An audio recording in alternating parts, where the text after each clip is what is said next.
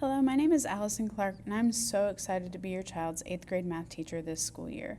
This is my 8th year of teaching, but my first year of teaching 8th grade math. The first 7 years of my career I spent just down the hallway teaching 7th grade math, so I got to know a lot of your students this last school year, and I'm so excited for the opportunity to move up with them. They're an awesome group of young people. A little bit about me. You may hear your child talk about my love for the Indianapolis Colts. We are so close to football season, and I'm so excited. I also love John Mayer a whole lot, and they will hear a lot of John Mayer music in my room. But the most important thing to me is my faith and my family. Here's an updated family picture because I just got a new sister-in-law this last summer. In the blue dress is my mom, and some of you may recognize her because she just retired this last spring after about 40 years of teaching in this building. I tell you that because I think it's important that you know that the Bison community has been extremely important to my personal family. I am a graduate of Station Camp High School, I went to Station Camp Middle School, and there's a reason I chose to come back here and work as an adult. I'm so excited for the opportunity to invest in yet another generation of Bison. A little bit about my class. There are 3 grading categories. There's major assessments, which make up 40% of the grade. That's any tests or projects.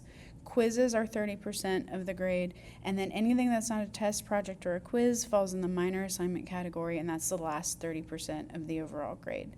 I am not a teacher who gives a lot of homework, but if your child is not using class time wisely, then they may have math to do at home. But don't be concerned if you don't see a lot of extra busy work. There's plenty of opportunities for them to practice and additional resources, but as far as just an hour or 2 of homework every night, I don't think that that's helpful for anybody.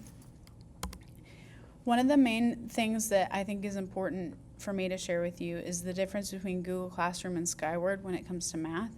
Google Classroom is the hub of information. If you're looking to see what we're learning about, or if your child lost a copy of something and they need to print out a new one, or they're sick and they need to see what they missed at school, Google Classroom is kind of a live binder. It's where I keep all of our information straight. The classwork tab is where I put all of our resources. I don't always have videos to include of a lesson, but if there is one, I try to put it there. It's a very, very helpful resource for just information about our class. Skyward, though, is the place where you will see your child's actual grade. If you're looking to see if your child is missing work or just how they're standing as far as their grade goes, that is where you're going to want to check. So there's a little bit of a difference between those 2 resources. Some big changes for 8th grade between 7th grade math and 8th grade math.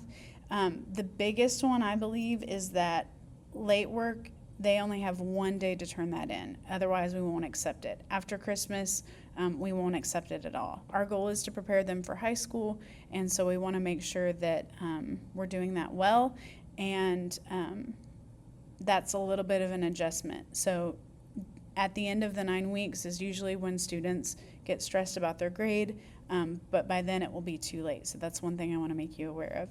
The other thing is I will say to my students often that I want to hear from them if they're sick or if they have a question about something.